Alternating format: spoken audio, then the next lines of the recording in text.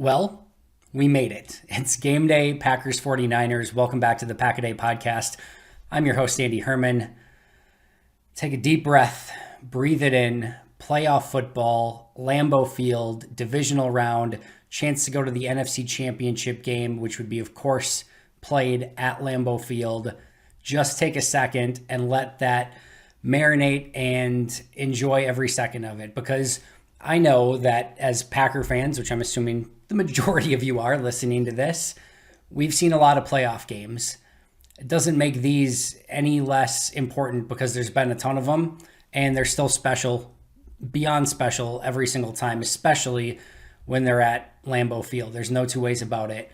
I can't wait for this game. I can't wait for this day. I can't wait for the Packers to take the field, and I can't wait for these two teams to go at it. I think it's going to be a tremendous football game, and just take a second to breathe that all in, because there's nothing like playoff football in Green Bay in January at Lambeau Field.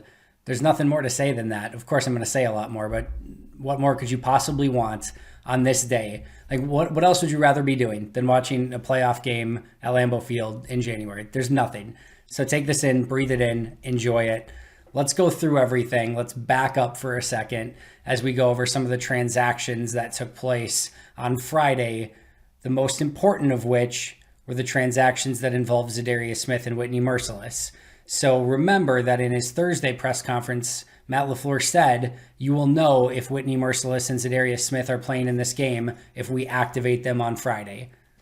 And Friday came, and they were activated. So Whitney Mercilus and Zadarius Smith will be playing for your Green Bay Packers in this divisional round game against the San Francisco 49ers. Now, I know I saw a lot of questions go around because there's a lot of injured players that are coming back in this game, right? So it is very tough to keep track of all of them. And people were asking, well, what about Jair and what about Bakhtiari? Were they activated? Remember, everyone else of all the injured players, Cobb, Turner, Jair, Bakhtiari, Myers, etc., all of them were already on the active 53-man roster.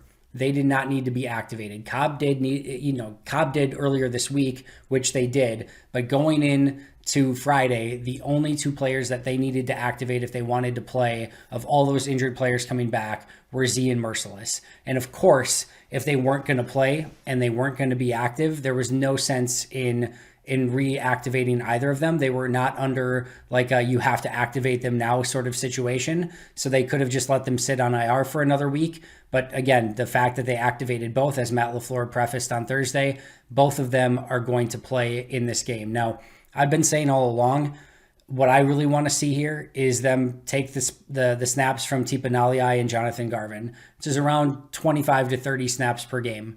If those two can split that alone, if that's all they can do, they can give you more than that, fantastic. But if that's all they can do, that is a huge win in this game. And the fact that both of them are able to go. And again, you're not asking them to be prime Zadarius Smith and prime Whitney Mercilus, right? That's not what you're asking. You're just asking them to be a significant step up from Tipa and Jonathan Garvin. They will be. I promise you they will be. And worst case scenario, if there's a lot of rust there, they're not going to be worse than Tipa Nalii and Jonathan Garvin. With all due respect to two young players who are still coming along, they're just not in that same league and caliber as a Zadarius and a Whitney Mercilus. Their veteran presence, their ability to get to the quarterback, their ability to set the edge, their ability to move around in different spots, all of those things are going to be of the utmost importance in this game.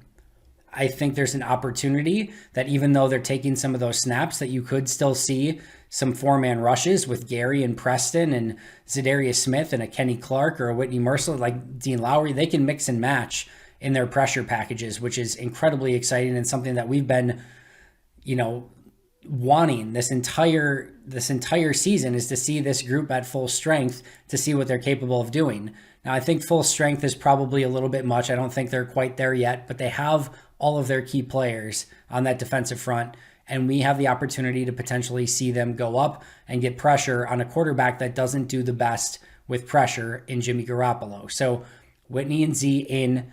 All the other injured players are on the active roster, so they can still be active. If you remember, David Bakhtiari and Jair Alexander were marked as questionable for this game. Marquez Valdes-Scantling is doubtful. That was as of the injury report on Thursday. There's no update on Friday. So Bakhtiari and Jair remain questionable, MVS doubtful. So when we get those inactives an hour and a half before game time is when you will learn, and maybe Rappaport or Schefter or somebody is able to break that news before then, maybe Domovsky, who knows.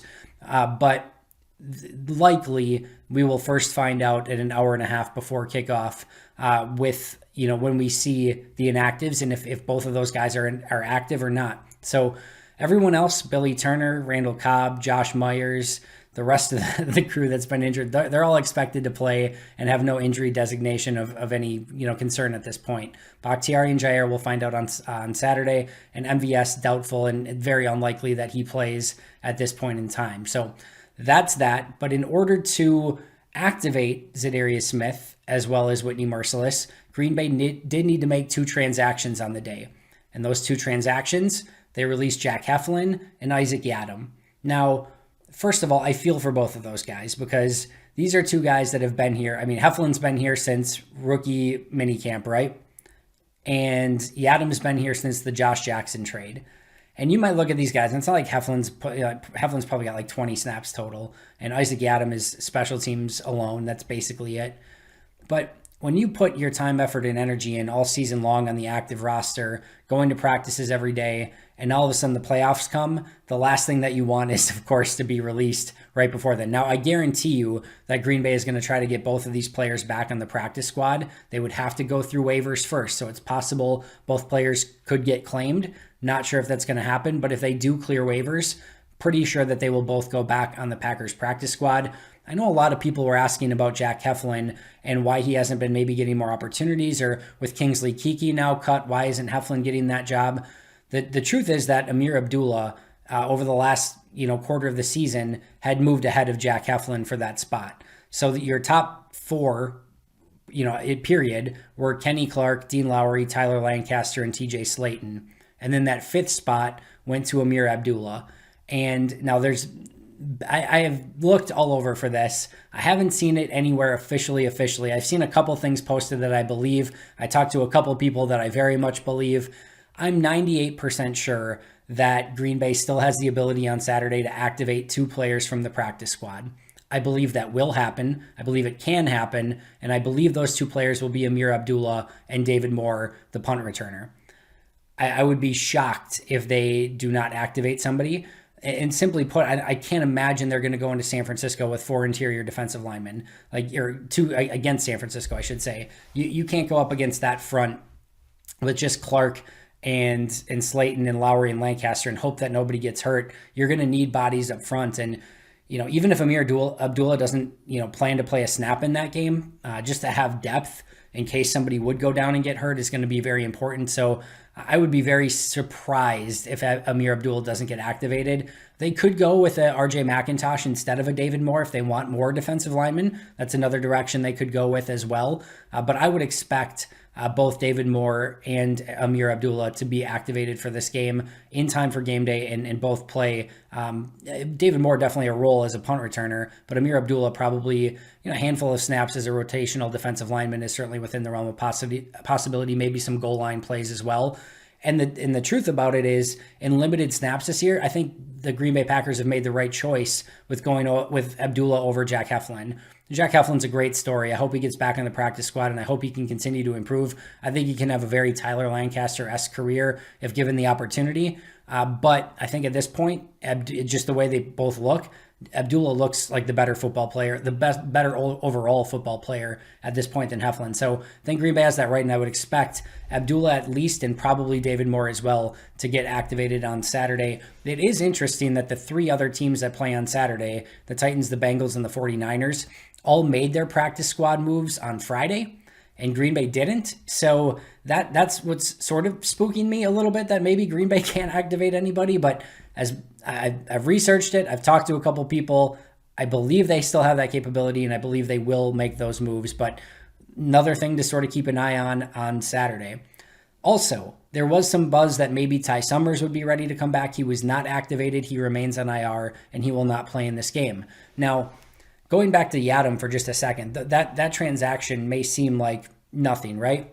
Yadam's third on the team in special team snaps. And I know your eye roll and what you're thinking already. Well, what are they going to go from 32nd to 33rd in special teams rankings now if if Yadam can't go? I get it. It's not like this special team score has been just tearing it up. But Ty Summers is also the fourth most snaps on their special teams. So they are missing some key guys on that special teams. And listen, it could very well be that they plan on playing more starters. I was talking to Aaron Nagler about this earlier in the week. Go back and watch that San Francisco game. Devondre Campbell was playing special teams in that game. This is an all-in game. This is all hands on deck. You do everything in your power to win. So maybe there are going to be, the Rasul Douglases and the Devondre Campbells and the Kevin Kings and, some of these sort of players that have, been starters for this team at different points that are playing legitimate special team snaps. I would expect to see some of that. In fact, we're going to probably have to see some of that in order for Green Bay to get through this game with all these new players active. Isaiah McDuffie, if he's active, he's going to be a core special teamer. Burks will be a core special teamer. You'll see some guys like that, David Moore. But overall, there's going to have to be some guys that step up and play some special teams this week. Don't be surprised if you see some starters that get that opportunity with no Isaac Yadam, no Ty Summers. They're going to have to find some different players to play in those roles. One other thing before I get to what I'm watching in this game, I love the fact Kurt Benkert tweeted out, and just what an amazing, Packer and Packer personality and Twitter persona he has been this entire season. He tweeted out, and I couldn't agree with him more, of everything that he's excited to watch on Saturday. He's most excited to watch this Packers defense, and I'm with him 100%.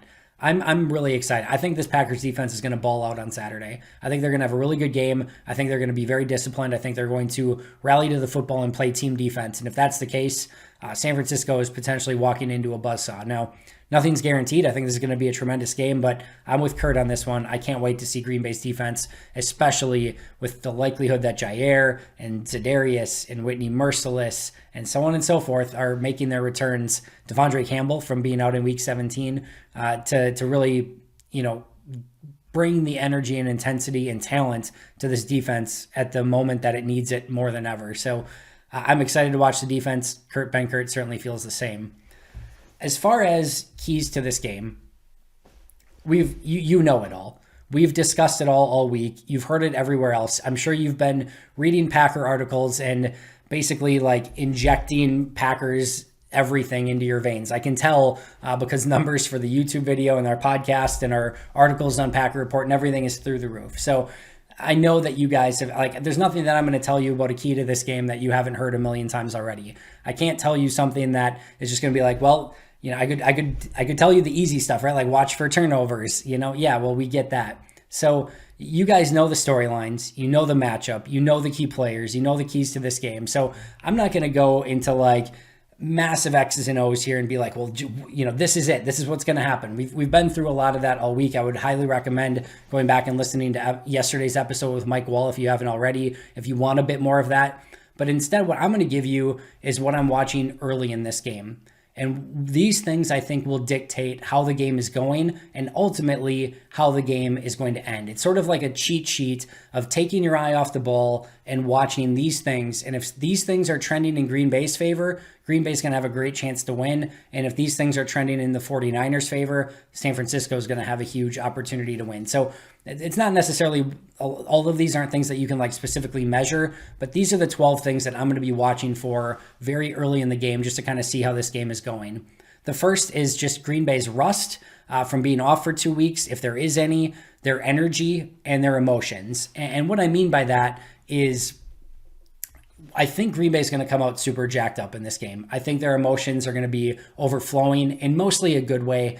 I think all of these players returning from injury, 2 weeks off, playing meaningful football, playoff atmosphere, Lambeau Field, Saturday night. I think all of that is going to make this just an electric atmosphere at Lambeau. And I think the players are going to be just through the roof with energy and intensity. That's my expectation. And when you have that, it can be a very good thing. But if you play outside of yourself and play outside of, your normal emotions, it can also be a bad thing. And Green Bay's biggest strength as a team, especially these past 3 seasons under Matt LaFleur, and really even going back further than that with Aaron Rodgers as quarterback, is turnovers. And they don't turn over the ball, and they play so well within themselves. And it sort of goes back to like in a fight, like you can't win a fight. I guess a fight you technically can, but you're not going to win a match usually in the first like couple minutes of the fight, but you could potentially lose it. Like that's how I feel like, don't try to overdo it. Like don't try to do too much in those first, handful of minutes in the game.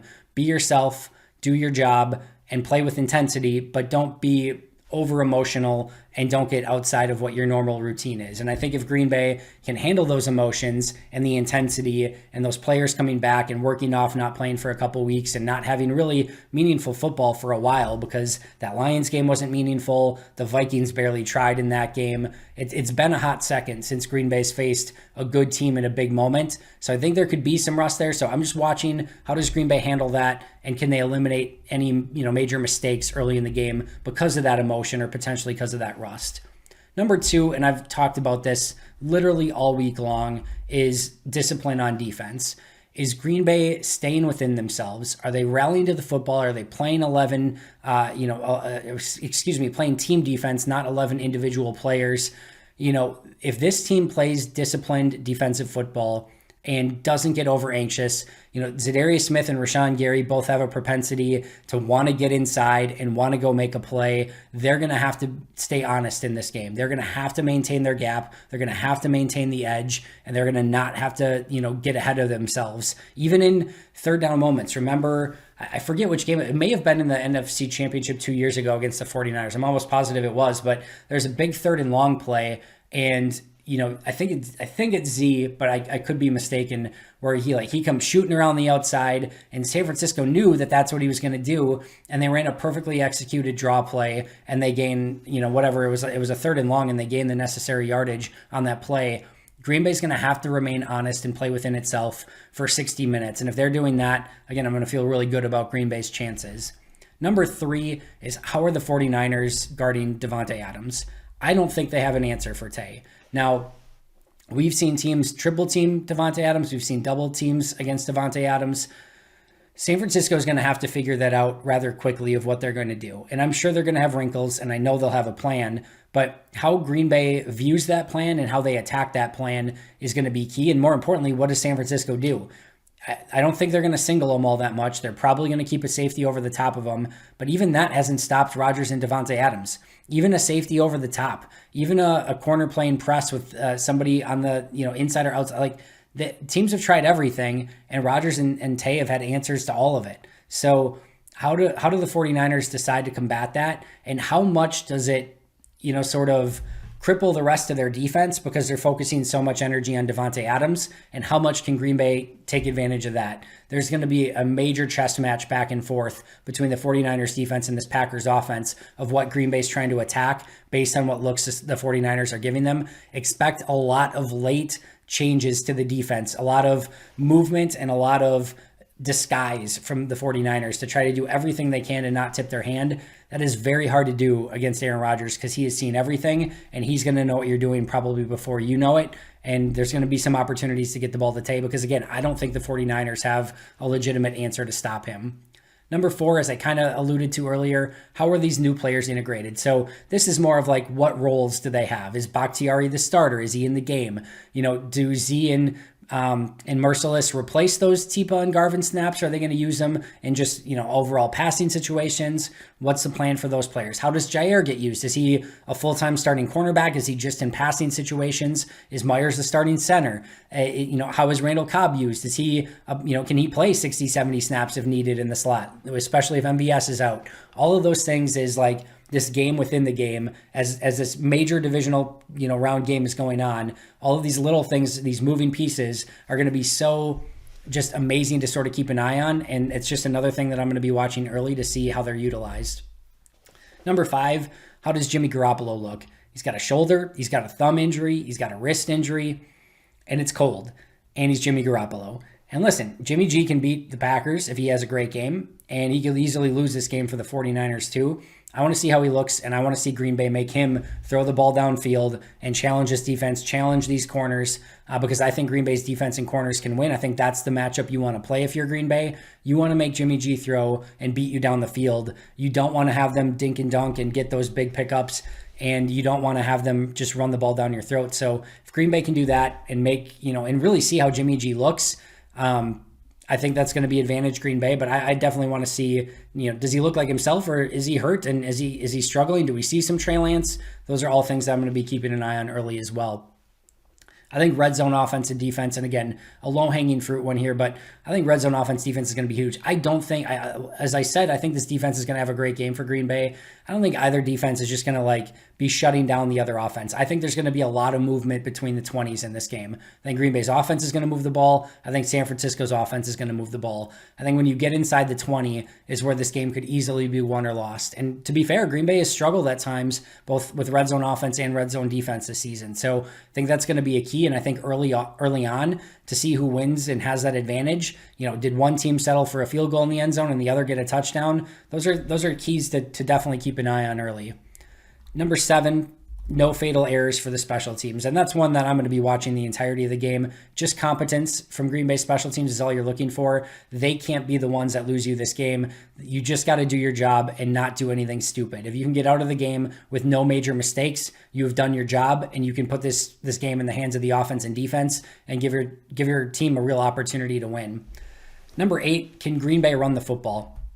San Francisco's run defense, since Eric Armstead moved inside on the interior, has been incredibly better, and they have been very stout at the point of attack. They're rotating in 10 guys on their defensive front, all of which have talent. This is not an easy defense to go against, and depending on if Bakhtiari plays and how Myers reintegrates, this has not been a team that's been a great run blocking team. Now, that doesn't mean that Green Bay hasn't found advantageous ways to run the football, and it doesn't mean that Dillon and Jones can't still get theirs.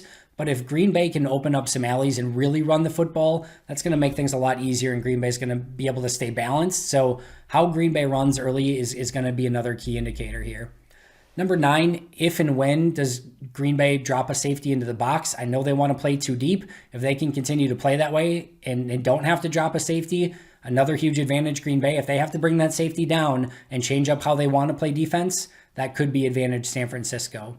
Number 10 is, how is Green Bay tackling? How are both teams tackling, but specifically Green Bay? We know San Francisco is a run after the catch, run after the contact team. If you can tackle and rally to the football and be a fundamental tackling team, you're going to limit those plays to 4 to 5 yard gains instead of 15 or 20 or more. And that's where you can win this game, because then Jimmy G has to do the heavy lifting instead of Debo and Kittle and Elijah Mitchell and everyone else. Make Jimmy G throw it for air yards. Don't allow the run after the catch. Be a strong tackling team. If Green Bay can tackle well, I really like their chances in this game. Number 11 is, who has to abandon their game plan first? Who has to get outside of themselves? And this is where I was talking to Mike Wall yesterday, where I said, I think Green Bay has more opportunities to win this game, more avenues to win this game. Because I think if Green Bay has to get outside of itself, they can still win the game. I think it's advantage San Francisco in that situation, but Green Bay can still win. I think if San Francisco gets outside of themselves, I think it's game over. I think Green Bay wins that fairly easy. So I do want to see who gets outside of their game plan and has to get unbalanced earlier. And I think the team that probably is unbalanced first is the team that's going to lose this game. And then last but not least, I want to see how this crowd is, how this Lambeau crowd is. And that's just maybe a selfish thing. Obviously it's going to have an impact on the game, but I can't wait to hear a raucous 80,000 Lambeau Field, crazed, drunk Packer fans just going nuts. And I can't wait to be there. I'll be in the press box for the game. Won't be out in the elements, won't be with the fans, but I will be there, and I can't wait to see it all. And I'm very excited to see just how jacked this crowd is.